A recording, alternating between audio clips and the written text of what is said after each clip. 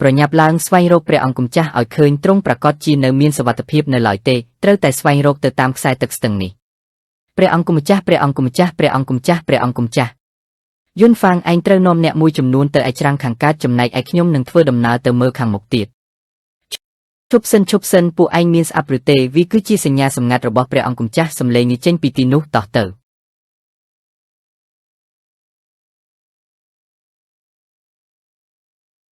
តើនេះគឺជាសញ្ញាសម្ងាត់របស់លោកតាមែនទេកូនចៅរបស់ខ្ញុំពួកគេប្រកាសជាស្វែងរកខ្ញុំតាមដងទន្លេនេះជាក់ជាមិនខានពួកគេប្រកាសជានៅជិតនេះប្រកាសណាស់លោកគឺជាព្រះបុត្រាទី1ពួកគេប្រកាសជាខំប្រឹងស្វែងរកលោកឲ្យឃើញជាមិនខាន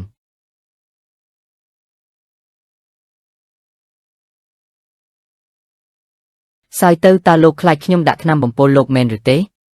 ប៉ុន្តែកន្លែងដ៏ស្ងប់ស្ងាត់បែបនេះបើខ្ញុំចង់សម្លាប់លោកក៏គ្មានអ្នកណាអាចជួយលោកបានដែរ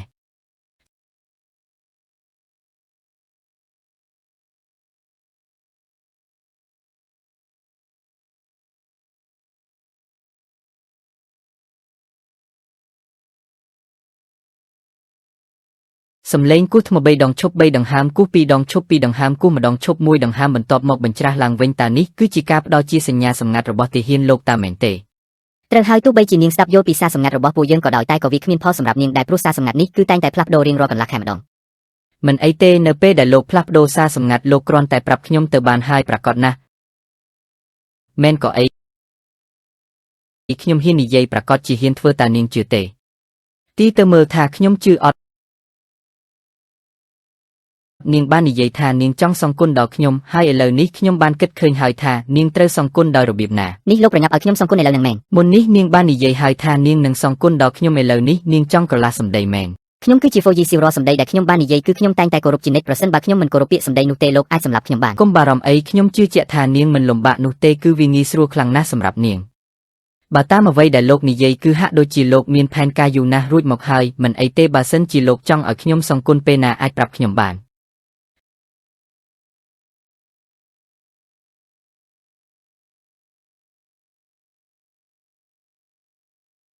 លោកចង់ធ្វើអីហេតុអីចាំបាច់មកចិត្តខ្ញុំវាគឺជារឿងសម្ងាត់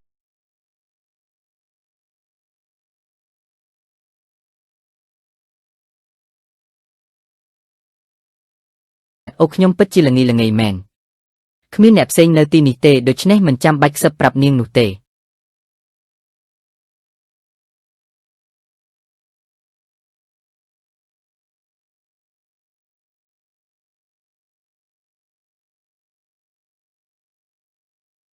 ព្រះអង្គម្ចាស់ព្រះអង្គម្ចាស់ព្រះអង្គម្ចាស់ព្រះអង្គម្ចាស់ព្រះអង្គម្ចាស់ព្រះអង្គម្ចាស់ព្រះអង្គម្ចាស់ព្រះអង្គម្ចាស់ព្រះអង្គម្ចាស់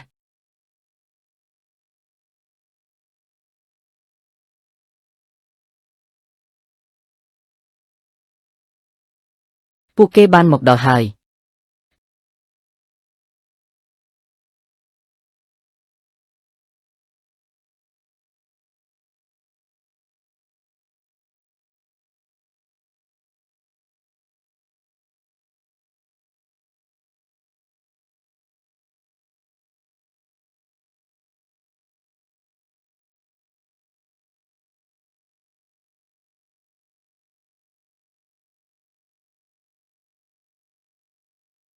នេះនាងហ៊ានដេកលក់នៅចំពោះមុខជើងផងមិនខ្លាចយើងសម្លាប់នាងទេអីព្រះអង្គម្ចាស់តើរយៈពេលប៉ុន្មានទៀតទើបទៅដល់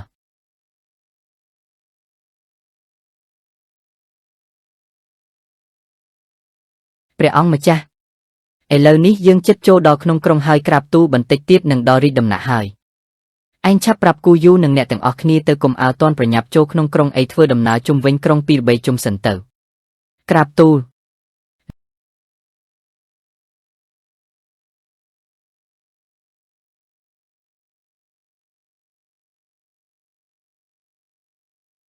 ល្អណាស់ខ្ញុំនឹងទុកពេលឲ្យនាងគេងឲ្យបានយូរជាងនេះបន្តិច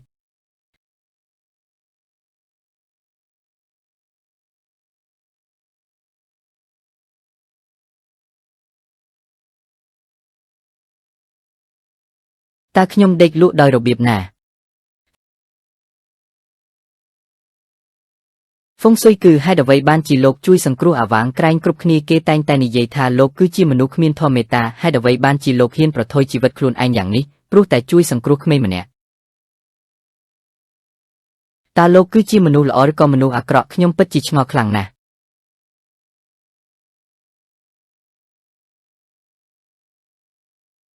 យើងបានមកដល់ហើយព្រះអង្គម្ចាស់ពួកយើងមកដល់ហើយហឹមមុននេះលោកបានដេកលក់មិនអាចទៅរួចទេជុំវិញខ្លួនសុទ្ធតែជាមនុស្សចម្លែករឿងអីដែលខ្ញុំដេកលក់នោះខ្ញុំគ្រាន់តែបិទភ្នែកសម្រាកតែប៉ុណ្ណោះអ្នកគ្រូតើយើងនៅទីណាឥឡូវនេះមិនអីទេពួកយើងមានសុវត្ថិភាពហើយតោះទៅ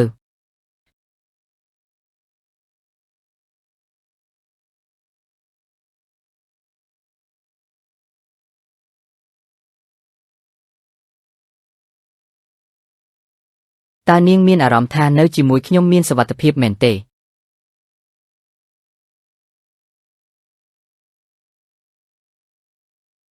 បងប្រុសស៊ុយគឺសូមអរគុណដែលបានជួយសង្គ្រោះជីវិតខ្ញុំកុំរំលឹកវាទៀតអីខ្ញុំធ្លាប់បានប្រាប់ឯងហើយតើថាឯងគឺជាមិត្តភក្តិរបស់ខ្ញុំពិតជាអរគុណខ្លាំងណាស់ប្រសិនបើថ្ងៃក្រោយមានអ្វីដែលខ្ញុំអាចជួយបានសូមប្រាប់មកចុះខ្ញុំនឹងជួយឲ្យអស់លទ្ធភាពល្អណាស់ពេលណាខ្ញុំត្រូវការឯងខ្ញុំនឹងប្រាប់ឯងជាក់ជាមិនខាន